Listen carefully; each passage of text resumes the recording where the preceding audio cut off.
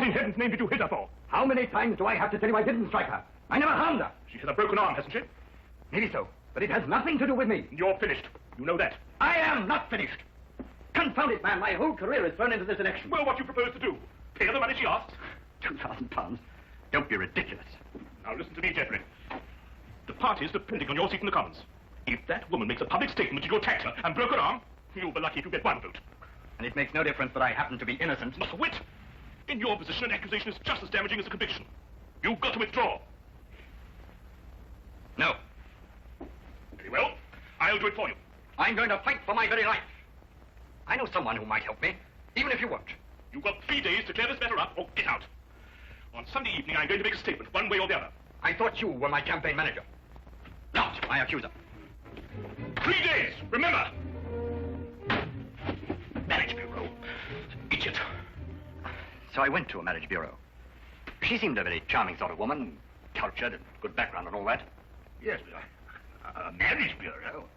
Yes, I've lived in the country for a long time now. I just never seem to meet any woman except the most ineligible and unattractive ones. I've been lonely these past few years since my wife died. This bureau seemed reasonable enough. After all, they promised to introduce you to ladies of cultural and intellectual backgrounds similar to your own. But they didn't mention blackmail. £2,000, you say? An impossible sum. Even if I were guilty, which I'm not.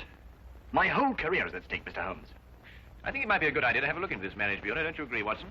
Yes, I'd say so. I simply can't believe Mr. Oliver, he's the proprietor, could be involved in this. And you say you have 3 days to pay or disprove the accusation, eh? Yes, Mr. Holmes. It's not very long, I know. It isn't getting any longer. I suggest that Dr. Watson and I start our investigations immediately.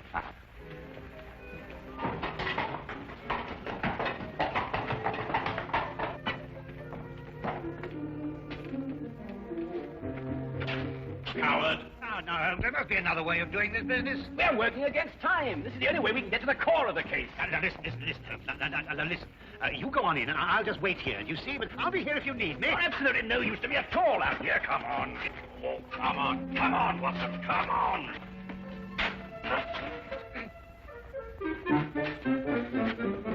Good afternoon, Constable. Beautiful weather we're having, eh?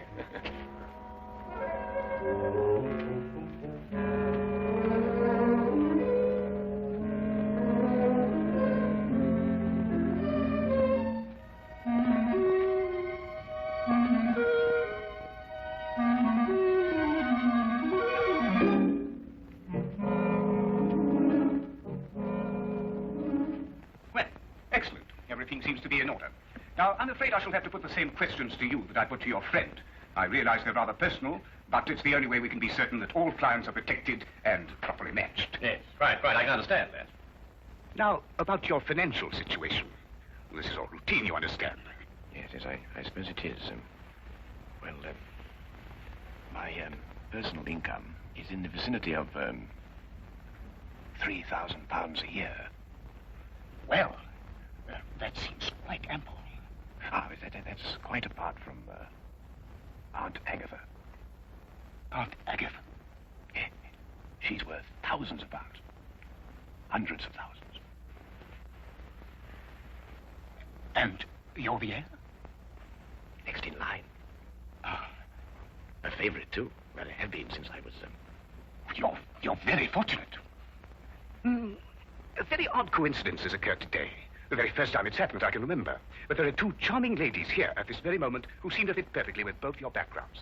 I think we can have our first introduction immediately. Is anything the matter? No. I was just admiring your Toulouse-Lautrec. My what? Your Lautrec. It's very interesting. The painting. Oh, the painting? Oh, of course. Well, if you'll excuse me for a moment, I'll see if the young ladies are still here. I say, Holmes, what was all that whispering about? My financial position. But that confounded busybody asked me the same questions. I answered them straight out. No, but you gave them real information. They'll never try and blackmail you, old boy. Well, gentlemen, everything's worked out perfectly. The ladies are waiting in the salon where we generally introduce our couples and let them have a get-acquainted chat. My secretary is there with them, and she will introduce you. The door is the far end of the hall. Thank you. Well, Watson, come on. What are you waiting for? Go on. Door at the other end. No. Straight on. Mr. Holmes. I'm always interested in the welfare and the situation of my clients. And, Yes? how old is Aunt Agatha? 94.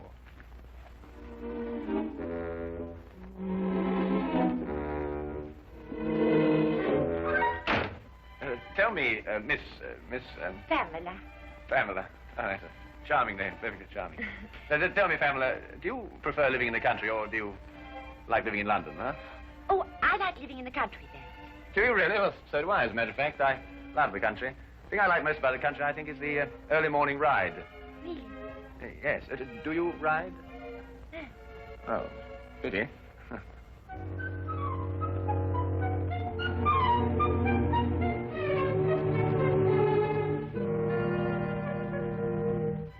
Not really. You've never really been to Paris?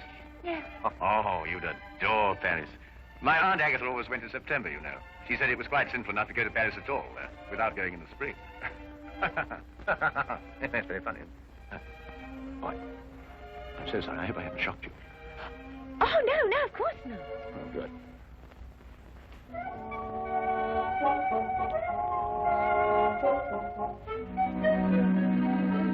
And Sir Charles was furious, of course. Well, he hates to lose a wager. But did he pay you the £500? Oh, of course. On the spot. Why wouldn't he? Why don't you say something? You have very pretty eyes. Oh, you're a romantic one.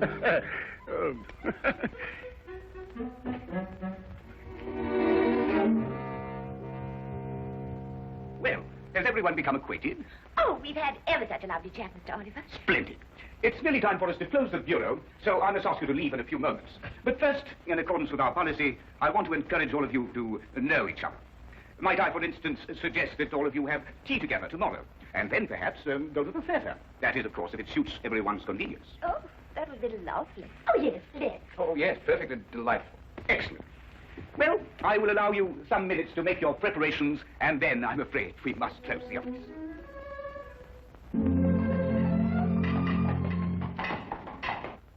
Well, I see it through, Holmes. What do you make of it all? Nothing I didn't expect to. We were merely planting seeds, Watson. Planting seeds. Yes, it's my theory that if Oliver and the others are blackmailing, they're choosing their victims pretty carefully. However, I hope that at tea time tomorrow we'll be able to obtain more evidence in support of my theory. The trouble is that our client can't wait very much longer. You were telling me about your musical background, Mr. Holmes. I'm afraid I interrupted you. Well, there isn't very much to tell, really. I've spent a considerable fortune on my musical education. But what instrument was it you said you played? The violin, my dear. The violin. At times, rather brilliantly, I've been told. Oh, dear, do be careful.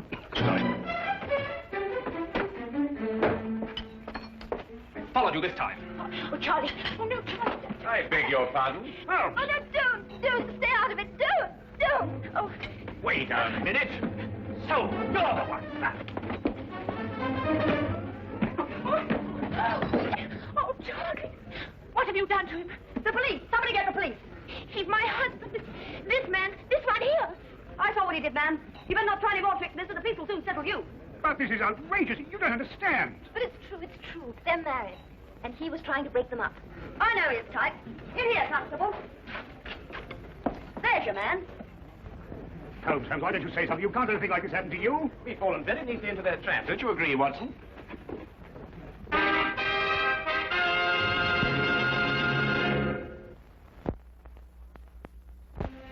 Well, everyone seems quite thoroughly in agreement. Except, of course, your friend here.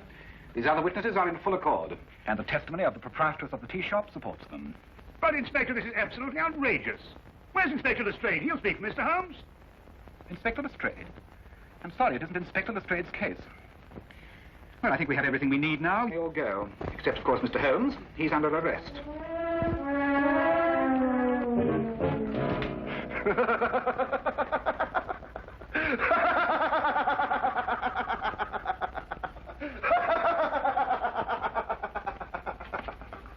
All my life I waited for something like this. Assault and battery. You'd expect a magnifying glass. Oh, hello, Lestrade. By Jove, I'm glad you're here.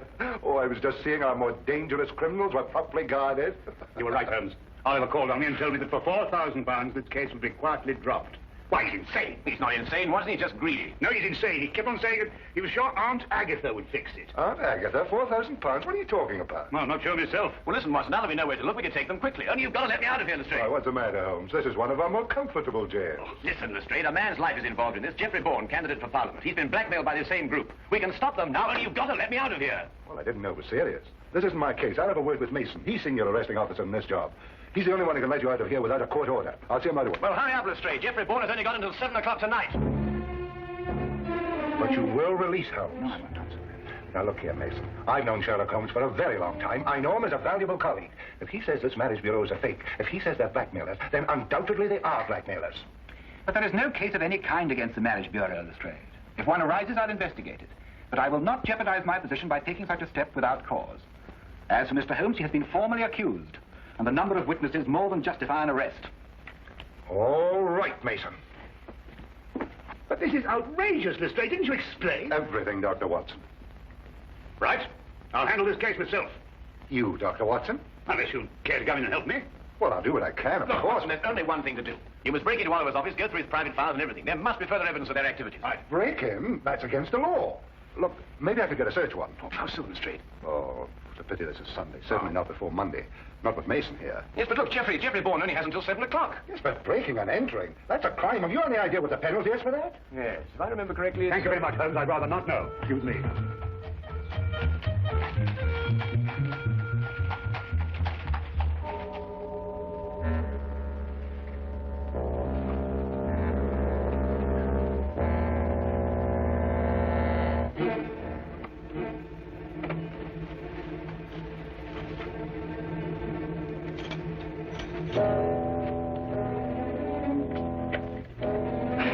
I just had to come and see for myself, Mr. Holmes.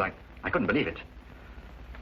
Oh, well, I suppose I better tell George to get it over with. Well, don't be hasty, Mr. Bourne. Dr. Watson's working on the case with all his energy at this very moment.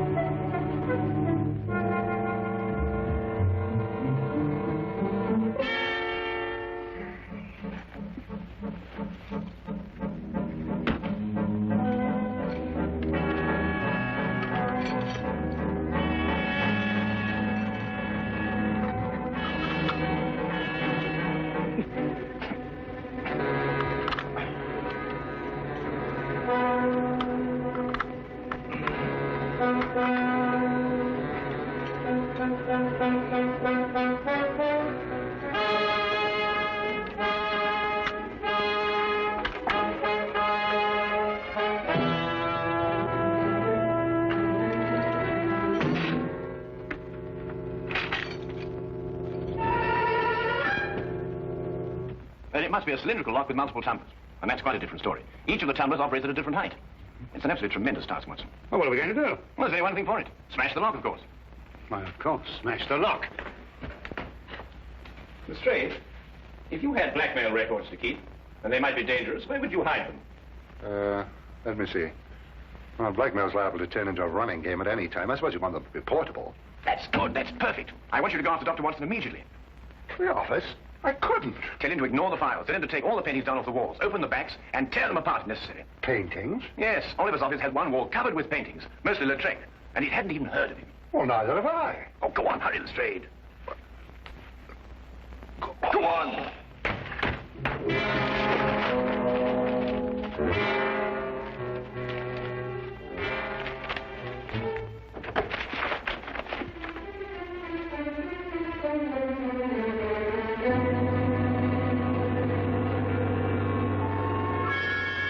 Hello, what are you doing here? But you gave me a start. I gave you a start. Look, Holmes says not to bother anymore about the files. What? No, he says try looking behind these pictures. Looking behind... Here, you try that. Nonsense.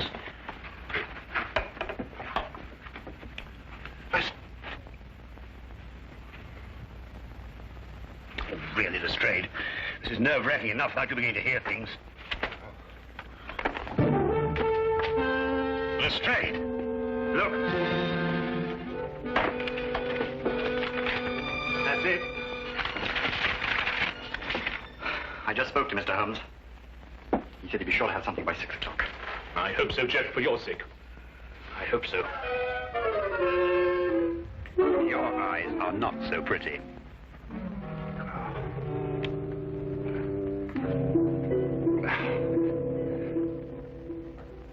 I told you I heard something. Quiet.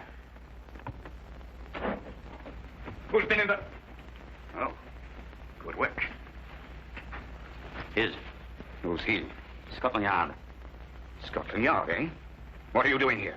Well, Oliver, you interfere with the national election, for one thing. We've got to clean up those files. We'll take care of them later.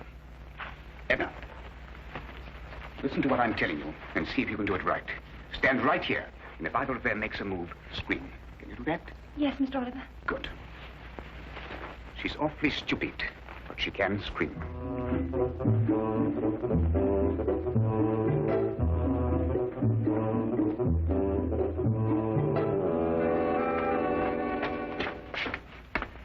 All right, Mr. Holmes, what's the meaning of this message? It refers to a blackmail gang operating through a marriage bureau.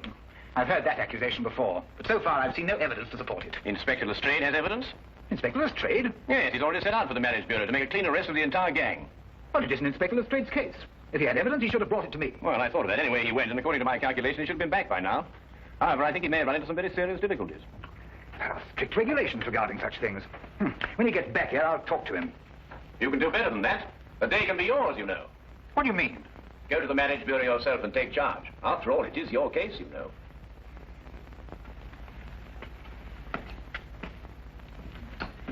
Order a squad of men to get ready. Have them meet me at the side entrance in 5 minutes.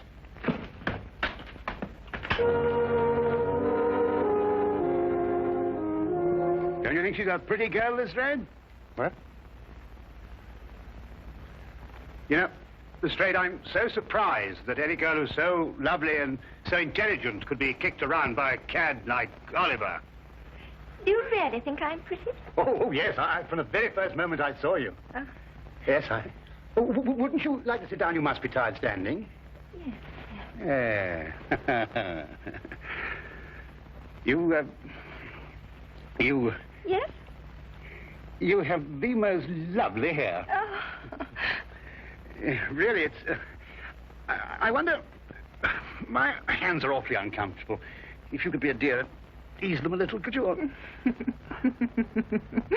Oh, something amusing?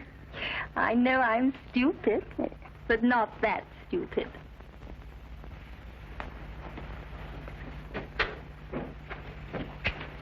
Oh, are you ready to go, Mr. Oliver? Well, Inspector Lestrade? Oh, no, not Mason. Where are you going? Mr. Bond before 7. I've got to get there. Go after him and untie his hands. I never saw such a Sunday.